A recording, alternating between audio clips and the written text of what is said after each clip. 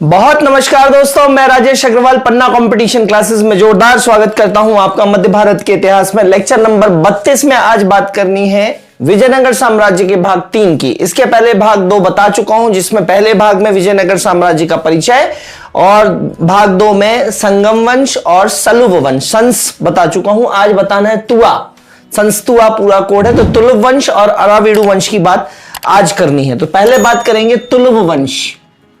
तुलुव वंश, तुलुव वंश की स्थापना जो की थी वो वीर नरसिंह ने की थी, जो कि सलुव वंश का अंतिम शासक है। सलुव वंश में इसी ने इम्माड़ी नरसिंह को मारा था और सलुव वंश समाप्त हो गया था इम्माड़ी नरसिंह के मरने के बाद। और फिर ये जो वीर नरसिंह जो है, नरसा नायक सेनापति जो था नरसिंह सालुब का, तो नरसा नायक का बेटा वीर नरसिंह जो है, इसने तुलुव वंश की स्थापना की थी और यह संस्थापक है दोस्तों।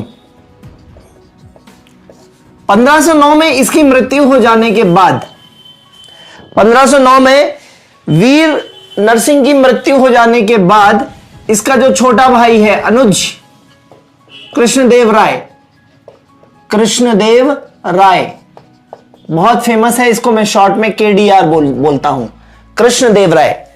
तो 1509 में वीर नरसिंह जो कि संस्थापक है तुलुव वंश का, इसकी 1509 में मृत्यु होने के कारण इसका जो अनुज है कृष्णदेव राय जो है गद्दी पर बैठता है विजयनगर साम्राज्य की।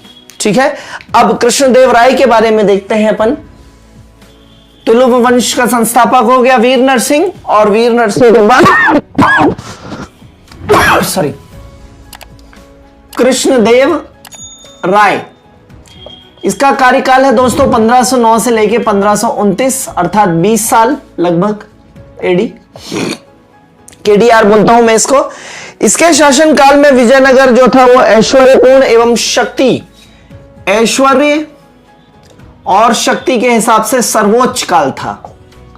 के हिसाब से ऐश्वर्य और शक्ति के हिसाब से सर्वोच्च समय है इसका, समय जो है विजयनगर साम्राज्य का ऐश्वर्य और शक्ति के हिसाब से इसका समय सर्वोच्च समय है।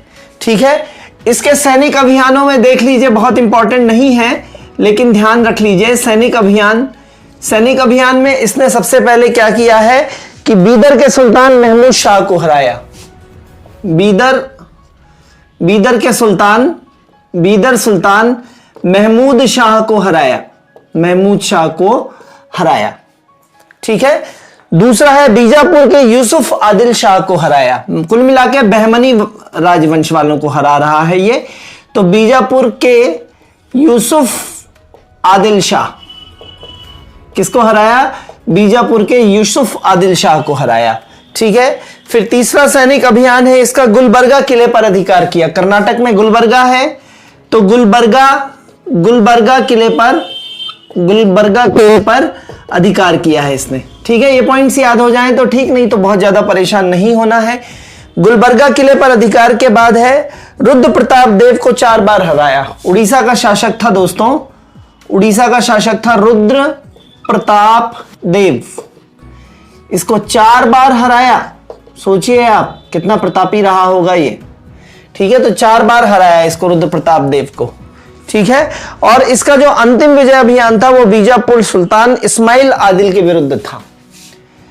एक बार यहां पे बीजापुर जीत चुका है, फिर अंतिम विजय अभियान जो है इसका, अंतिम अभियान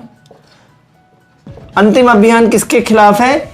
बीजापुर के इस्माइल आदिल शाह के खिलाफ इसका अंतिम विजय अभियान है दोस्तों। क्लियर है?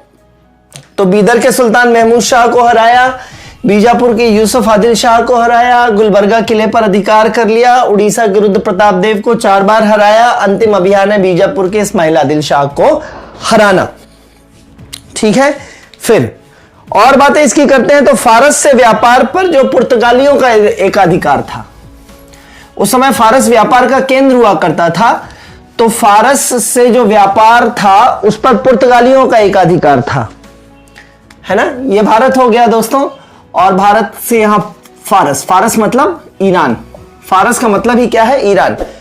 तो पुर्तगालियों का एकाधिकार था, यहां पुर्तगाली हैं तो पुर्तगालियों का एकाधिकार था। तो इसने क्या किया है, इसने जो विजयनगर साम्राज्य का बंदा ये बैठा हुआ है, इसने पुर्तगालियों से संबंध बनाए और खास तौर पे अल्बुकर्क से। पुर्तगालियों का फारसियों के साथ व्यापार में एकाधिकार था, तो इस एकाधिकार को तोड़ने के लिए या इसमें फेंद लगाने के लिए इसने कृष्णदेवराय ने, केडीआर ने, कृष्णदेवराय ने क्या किया, पुर्तगालियों के साथ संबंध बनाए। और किससे संबंध बनाए, स्पेशली कौन से पुर्तगाली से, तो वहां का एक जो वायसराय था अल्बुकर्क, तो अल्बुकर्क से मित्रता कर ली इसने। ठीक है, पुर्तगाली यात्री डोमिंगो पायस और बारबोसा, पुर्तगाली यात्री जो डोमिंगो पायस है, डोमिंगो आया है परीक्षा में, डोमिंगो पायस और बारबोसा, बारबोसा इसी के समकालीन हैं। ये दोनों के दोनों पुर्तगाली यात्री हैं दोस्तों, पुर्तगाली यात्री डोमिंगो पायस और बारबोसा। ठीक है, तो ये दोनों इसी के समकालीन है, कृष्णदेवराय के समकालीन थे। फिर इसने बंजर तथा जंगली भूमि को उर्वर बनाया है। केडीआर ने नेक्स्ट पॉइंट क्या किया है, मित्रता कर ली पुर्तगालियों से, अल्बुकर्क से। नेक्स्ट काम है इसका, जंगली और बंजर भूमि को इसने कैसा बनाया, फर्टाइल या उर्वर बनाया। ठीक है, और कृषि का भी विकास किया, है ना। साथ में इसने विवाह कर समाप्त किया, यह प्रश्न पूछा गया है, मैरिज टैक्स जो है इसने समाप्त किया या विवाह कर समाप्त किया, विवाह कर समाप्त किया। कृष्णदेवराय ने, केडीआर ही चल रहा है, कृष्णदेवराय ने जंगली तथा बंजर भूमि को और विवाह कर या टैक्स, जो विवाह पर टैक्स लगता था इसके समय, ध्यान दीजिएगा पूछा जाएगा किसके समय विवाह पर टैक्स लगता था विजयनगर साम्राज्य में, और किसने हटाया, तो कृष्णदेवराय ने विवाह कर समाप्त किया। ठीक है, यह तेलुगु साहित्य का महान विद्वान था, है ना। जैसे राजा भोज थे अपने यहां धार में, है ना, परमार, तो तेलुगु साहित्य का यह विद्वान था केडीआर, तेलुगु साहित्य का विद्वान था। और तेलुगु साहित्य विद्वान होने के कारण इसने 2 ग्रंथ लिखे हैं दोस्तों, अमुक्त माल्याद, अमुक्त माल्याद और विश्ववतीय। ये 2 ग्रंथ आप जरूर याद रखिएगा, परीक्षा में अक्सर पूछे जाते हैं। तेलुगु साहित्य का स्वयं विद्वान था कृष्णदेवराय, और इसने 2 ग्रंथ लिखे हैं, अमुक्त माल्याद और विश्ववतीय, विश्ववतीय। कैसे याद रखना है, कृष्ण है ना कृष्णदेवराय, तो कृष्ण है तो माल्या, माल्या मतलब कालिया, कालिया नाग है, कालिया नाग को मुक्ति दे दी थी, तो अमुक्त माल्याद। कालिया, कालिया मतलब माल्या, तो माल्या मतलब कालिया, कालिया नाग को मुक्ति किसने दे दी थी, कृष्ण ने, कृष्णदेवराय ने। और विश्ववतीय, ये 2 इनकी रचनाएं हैं। इन्हीं के कारण विद्वान भी था ये, लड़ाई में भी अच्छा था और अपनी जनता प्रजा के लिए भी काम किए, तो इसकी तुलना भोज से करी गई है। और इसको 3 उपाधियां मिली हैं दोस्तों, अभिनव भोज, अभिनव भोज, अभिनव मतलब भोज, राजा भोज है ये, अभिनव भोज, या आंध्र भोज भी बोला गया है, क्योंकि दक्षिण का था ये, तो आंध्र भोज भी बोला गया है इसको।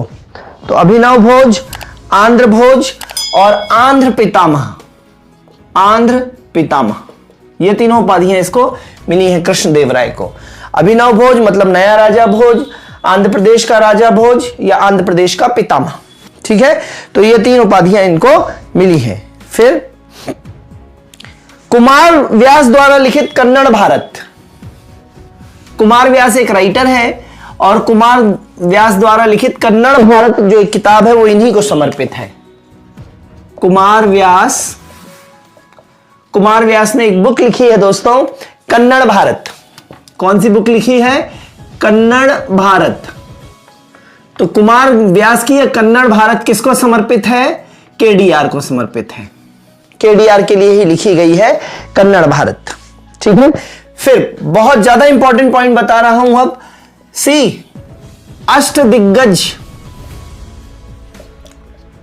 आपने शिवाजी के अष्टप्रधान पढ़े होंगे, है ना, जिसमें सरे नौबत होते हैं और पेशवा होते हैं, है ना, और वाकिया नवीस होते हैं, ये सारे होते हैं। तो शिवाजी के अष्टप्रधान थे, इनके अष्टदिग्गज हैं। अकबर के नवरत्न थे, चंद्रगुप्त द्वितीय के भी नवरत्न थे। ठीक है, चंद्रगुप्त द्वितीय के नवरत्न का कोड बताऊंगा, इनफैक्ट बता चुका हूं प्राचीन भारत में। 12 बोतल काला धन घटे तो शंका होए, अमर सिंह छिपकर हंसे बर्रुचि बहुते रोए। यदि वहां पे नहीं देखा है तो प्राचीन भारत में देखिए। आगे मैं आने वाले समय में अकबर के नवरत्न भी बताऊंगा। ये मैं अष्टप्रधान शिवाजी की बात कर रहा हूं। तो अष्टप्रधान में शिवाजी के 8 डिपार्टमेंट के लोग थे। उसका भी कोड क्या है कि चीटी वॉक मत कर, है ना, ऐसे कुछ कोड है। अमा सुमंत न्याय पंडित के सर पे चीटी वॉक मत कर। तो जब शिवाजी पढ़ाऊंगा तो शिवाजी के अष्टप्रधान बताऊंगा तो ये कोड बताऊंगा, अमा सुमंत न्याय पंडित के सर पे चीटी वॉक मत कर। तो चिटनिस होता था, सरे नौबत होता था, वाकिया नवीस होता था, अमात्य होता था, पेशवा होता था। ठीक है, इस तरीके से वो थे अष्टप्रधान। शिवाजी के हैं अष्टप्रधान, यहां पे है अष्टदिग्गज। और आठों के आठों जो है यहाँ पे कवि हैं, 8 कवि हैं यहाँ पे। 8 कवि में जो प्रमुख कवि हैं वो है अल्लसानी पेट्टन। पहले कवि जो फेमस है अल्लसानी पेट्टन, ध्यान रखना है आपको नाम। अल्लसानी पेट्टन तेलुगु कविता के पितामह कहलाते हैं। अल्लसानी पेट्टन पहले कवि हैं, तेलुगु कविता के पितामह कहलाते हैं। बहुत इंपॉर्टेंट है अल्लसानी पेट्टन। पेट्टन फॉर पिता, पेट्टन फॉर पिता। ठीक है, अल्लसानी पेट्टन के अलावा दूसरा बहुत बड़ा नाम है जो आपने हमेशा सुना होगा, तेनालीराम या तेनाली रामकृष्ण बोलते हैं। तेनाली राम बोल देते हैं लेकिन पूरा नाम है उनका तेनाली रामकृष्ण। ठीक है, तो अल्लसानी पेट्टन की किताब और देख लीजिए दोस्तों, अल्लसानी पेट्टन की किताब हरिकथा सार है। अल्लसानी पेट्टन की बुक का नाम क्या है? हरिकथा सार। और एक बुक और है मनुचरित। अल्लसानी पेट्टन जो अष्टदिग्गज में से एक प्रमुख कवि है, इनको तेलुगु कविता के पिता कहते हैं, पेट्टन पिता। और अल्लसानी पेट्टन की रचनाएं कौन सी हैं दोस्तों? हरिकथा सार और मनुचरित। ठीक है, तेनाली रामकृष्ण जो है वो इंपॉर्टेंट अष्टदिग्गज में से एक कवि हैं और इनकी बहुत इंपॉर्टेंट रचना है पांडुरंग, परीक्षा में आई हुई है, पांडुरंग महात्म्य। पांडुरंग महात्म्य ये किसकी रचना है? तेनाली रामकृष्ण की। सीरियल भी आता था पुराने समय में टीवी में, दूरदर्शन पे, तेनाली रामा। ठीक है, बड़े इंटेलिजेंट है ये, बीरबल के जैसे हैं। जैसे अकबर के पास बीरबल था वैसे कृष्णदेवराय के पास, केडीआर के पास, तुलुव वंश के केडीआर के पास कौन था? तेनाली रामकृष्ण। रचना कौन सी है? पांडुरंग महात्म्य। क्लियर है बात? इसके बाद कृष्णदेव राय की एक रचना और है, केडीआर ने स्वयं लिखी है एक रचना, ये आ चुकी है बहुत बार, जाम्बवती कल्याण। केडीआर ने कौन सी रचना लिखी है दोस्तों? कृष्णदेव राय ने कौन सी रचना लिखी है स्वयं? तो जाम्बवती कल्याण। जाम्बवती कल्याण। जाम्बवती कल्याण किसकी रचना है? केडीआर की। ठीक है, कल्याण किसकी रचना है? कुमार व्यास की। हरिकथा सार किसकी रचना है? अल्लसानी पेट्टन की। और पांडुरंग महात्म्य किसकी रचना है? तेनाली रामकृष्ण की। चारों याद होनी चाहिए। जाम्बवती कल्याण सबसे ज्यादा इंपॉर्टेंट इसमें यही वाली है, जाम्बवती कल्याणम। स्वयं केडीआर ने लिखी है, कृष्णदेव राय ने लिखी है। ठीक है, फिर कृष्णदेव राय का जो शासनकाल था, इन सारी रचनाओं के कारण और अष्टदिग्गजों के कारण, अष्टदिग्गज कवियों की उपस्थिति के कारण कृष्णदेव राय के काल को तेलुगु साहित्य का क्लासिक युग कहते हैं। केडीआर का जो काल है, केडीआर का काल जो है वो तेलुगु साहित्य का क्लासिक युग कहलाता है। क्लासिक युग केडीआर का काल, कृष्णदेव राय का काल तेलुगु साहित्य का क्लासिक युग कहलाता है, क्योंकि अष्टदिग्गज तो इन्हीं के पास है। ठीक है, सारे बड़े कवि इनके पास है। स्थापत्य क्या है इनका? एक पॉइंट देख लेंगे। केडीआर ने स्थापत्य में भी कुछ काम किया है। तो नागलपुर नामक शहर बसाया है इन्होंने, नागलपुर शहर बसाया है, नागलपुर शहर बसाया है। और हजारा और विट्ठल स्वामी मंदिर बनवाए हैं। हजारा और विट्ठल स्वामी मंदिर। ये पीएससी 2015 या 16 में प्रश्न आ चुका है। हजारा मंदिर किसने बनवाया है? तो केडीआर ने। हजारा मंदिर और विट्ठल स्वामी मंदिरों का निर्माण, तो ये प्रश्न आ चुका है हजारा मंदिर। हजार खंबा महल वो अलग था। हजार खंबा महल बनवाया है अलाउद्दीन खिलजी ने, और ये हजारा मंदिर है। हजारा मंदिर किसने बनाया है? केडीआर ने। तो आगे वाली परीक्षाओं में विट्ठल स्वामी मंदिर भी आ सकता है। नागलपुर शहर बसाया है। तो ये स्थापत्य के बारे में इनकी ये बातें हो जाती हैं। ठीक है, अब केडीआर की बात हो गई। अब तुलुक वंश में और कोई खास शासक नहीं है। सदाशिव राय एक शासक है। ठीक है, सदाशिव राय, लेकिन इसी में अपने को पढ़ लेना है राक्षसी तांगड़ी। दो गांव हैं, राक्षसी और तांगड़ी, इन्हीं के बीच में युद्ध क्षेत्र था। तो राक्षसी तांगड़ी युद्ध, या इसी का दूसरा नाम है बन्नी हट्टी का युद्ध, बन्नी हट्टी का युद्ध, या इसी का तीसरा नाम है तालीकोटा का युद्ध। तीन नाम एक ही युद्ध के हैं। राक्षसी तांगड़ी गांव के बीच में युद्ध की जगह होने के कारण राक्षसी और तांगड़ी गांव के कारण राक्षसी तांगड़ी का युद्ध, बन्नी हट्टी का युद्ध या तालीकोटी का युद्ध, तालीकोटा का युद्ध, यह हुआ है 25 जनवरी 1565 को। ठीक है, कोडिंग क्या रहेगी? राक्षस ने 25 जन को 15 पैसे दिए।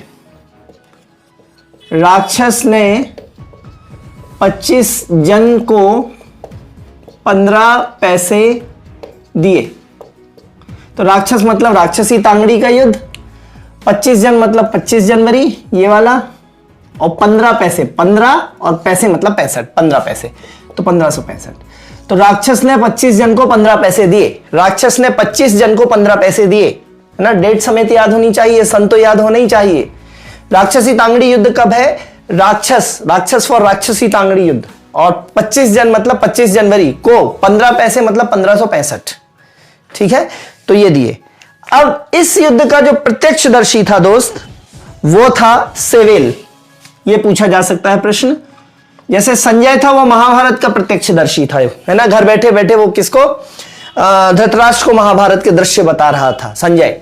इसी तरीके से सेवेल जो है वो इस युद्ध का प्रत्यक्षदर्शी है, प्रत्यक्षदर्शी है इस युद्ध का, सेवेल। ठीक है, अब कहानी यह है कि राक्षसी तांगड़ी का जो युद्ध हो रहा है वो क्यों हो रहा है, वो किस किस के बीच में हो रहा है। तो एक तरफ जो है बहमनी साम्राज्य में पांच क्षेत्र हैं, बीजापुर, गोलकुंडा, अहमदनगर, बरार और बीदर। ये 5 क्षेत्र हैं बहमनी राजवंश। बहमनी राजवंश कितने एरिया में टूटता है? 5 क्षेत्रों में टूटता है। तो ये 4 एक तरफ है। बरार शामिल नहीं है इसमें। क्यों नहीं है? क्योंकि बरार की गोलकुंडा से लड़ाई थी। बरार और गोलकुंडा की पट्टे नहीं थी और गोलकुंडा इसमें शामिल था, इसलिए बरार शामिल नहीं हुआ। क्लियर है? तो 4 थे। तो ये प्रश्न सीधा बनता है कि राक्षसी तांगड़ी के युद्ध में बहमनी के किस पार्ट ने शामिल नहीं हुआ? तो आंसर हो जाएगा बरार। और ये युद्ध वर्सेस कौन है? विजयनगर साम्राज्य या तुलुप वंश, विजयनगर साम्राज्य। और विजयनगर साम्राज्य का राजा कौन था उस समय? सदाशिव राव ये राजा था। लेकिन ये राजा जो है ना, ये एकदम ऐसे था, बेरुखी टाइप का था। तो कमान सारी किसके हाथ में थी? कमान थी राम राय के हाथ में। उसके प्रधानमंत्री राम राय के हाथ में सारी कमान थी। तो बेसिकली ये युद्ध जो है ना, राम राय और इनके बीच लड़ा गया है, राम राय और इनके बीच। हालांकि राजा जो कृष्णदेव राय के बाद जो राजा है वो सदाशिव राय है, सदाशिव राय। तो राक्षसी तांगड़ी का युद्ध इनके और सदाशिव राय के बीच ही लड़ा गया है। लेकिन यहां से कौन है मेन बंदा? राम राय। अब ये युद्ध का कारण क्या है दोस्तों? युद्ध का कारण क्या है? नहीं, युद्ध का कारण बनाया है इन लोगों ने, क्योंकि पहले राम राय ने इनको लूटा था। कभी राम राय ने इनको एक लूटा था। तो अकेले सबको लूट रहा है, तो इन्होंने साथ मिलके और फिर राम राय को पीटा, सब खोखले हो गए और उन्होंने विजयनगर साम्राज्य को तहस नहस कर डाला। ठीक है, तो इन्होंने युद्ध का कारण बनाया। क्या कारण बनाया? इन्होंने जो है ये जो चाणक्य जो नेतृत्व कर रहा था वो कर रहा था आदिल शाह। इस पूरे संघ का नेता कौन था? आदिल शाह। आदिल शाह, आदिल शाह नेतृत्व कर रहा था। तो आदिल शाह ने राम राय से बोला कि तुम हमको रायचूर दो, आप रायचूर एवं मुदगल के किले वापस दे दो। आदिल शाह ने क्या बोला दोस्तों? इनसे राम राय से क्या बोला कि रायचूर और मुदगल के किले हमको वापस कर दो जो तुमने हमसे जीते हैं। रायचूर और मुदगल के किले वापस दे दो। राम राय ने मना कर दिया और राम राय के मना करते ही इन्होंने इस पर धावा बोल दिया। विजयनगर की बहुत बुरी हार हुई और इन सब ने मिलकर विजयनगर को खूब मन से लूटा, खूब लूटा। राम राय की हत्या कर दी गई। ठीक है, दौड़ा दौड़ा के ये सब। फरिश्ता के अनुसार युद्ध का वास्तविक क्षेत्र राक्षसी और तांगड़ी गांव के बीच में था, यह फरिश्ता ने बताया है। फरिश्ता जो इतिहासकार है उन्होंने ये बोला कि इस युद्ध का वास्तविक क्षेत्र क्या था? राक्षसी और तांगड़ी गांव के बीच था, ये फरिश्ता ने बताया है। ठीक है, तो यह था पूरा, याद रखना है आपको। राक्षसी तांगड़ी, बन्नी हट्टी या तालीकोटा का युद्ध। राक्षस ने जो है 25 जन को 15 पैसे दिए, है ना, ये कोड है। ठीक है, और कौन शामिल हुआ, कौन शामिल नहीं हुआ, किसके साथ हुआ, कारण क्या था, इस समय राजा कौन था, किसकी हार हुई, ये सारी चीजें बता चुका हूं। और यहीं पे आके विजयनगर साम्राज्य का लगभग खत्म हो जाता है। इसके बाद 60-70 साल और चलता है, धीमे धीमे चलता है, निष्प्रभावी रूप से चलता है विजयनगर साम्राज्य दोस्तों। ठीक है, तो यहां पे आके तुलुप वंश, राम राय की हत्या के बाद, राम राय के हारने के बाद तुलुप वंश समाप्त हो जाता है। और अब 3 लाइन में अपन लास्ट वंश पढ़ते हैं विजयनगर साम्राज्य को, वो है अरावीडु वंश। संस्तुआ। तो तुलुप हो चुका है, अब बात करनी है अरावीडु वंश। अरावीडु वंश जो है वो इसकी स्थापना तिरुमल ने की है। संस्थापक कौन है दोस्तों, ये याद रख लीजिएगा, तिरुमल। संस्थापक कौन है अरावीडु वंश के? तिरुमल। ठीक है, तिरुमल ने की थी। और इसी वंश के साथ साथ, इसी वंश के बीच में जब ये वंश चल रहा था 1505 से लेके और मेरे ख्याल से 1605 से लेके 1670 से लेके 1570 से लेके और 1650 तक, मेरे ख्याल से यही समय है। थोड़ा सा एक बार कंफर्म कर लेते हैं, है ना, यही समय होना चाहिए। 1570 से लेके 1650 अरावीडु वंश। तो लगभग ये 80 साल, 30 और 50, 80 साल ये वंश चला। तो इस वंश के बीच 1612 में मैसूर में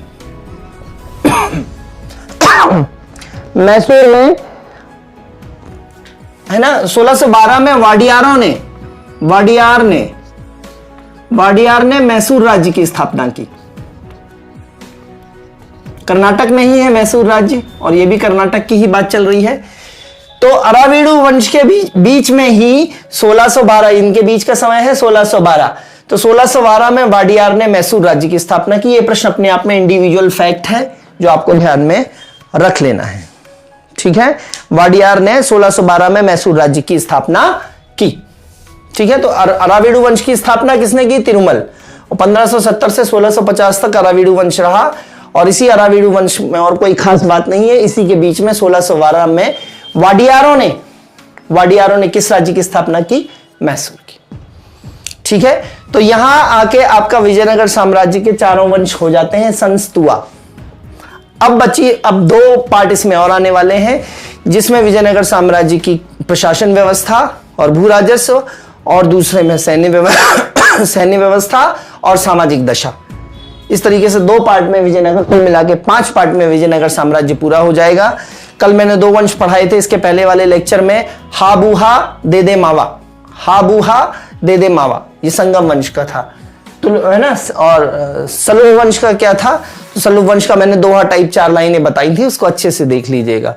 तुलुप वंश में सबसे प्रभावी कृष्णदेव राय हैं, उनके बारे में पढ़ लिया। राक्षसी तांगड़ी का युद्ध पढ़ लिया। लेक्चर कैसे लग रहे हैं? लाइक सब्सक्राइब शेयर करते रहिए, कहने की कोई बात ही नहीं है। अपार स्नेह आपका मिल रहा है। कमेंट जरूर करें दोस्तों, कुछ कमी हो तो बताएं। कल मिलेंगे प्रशासन व्यवस्था, विजयनगर साम्राज्य की प्रशासन व्यवस्था। तब तक के लिए धन्यवाद, गुड बाय, जय हिंद दोस्तों।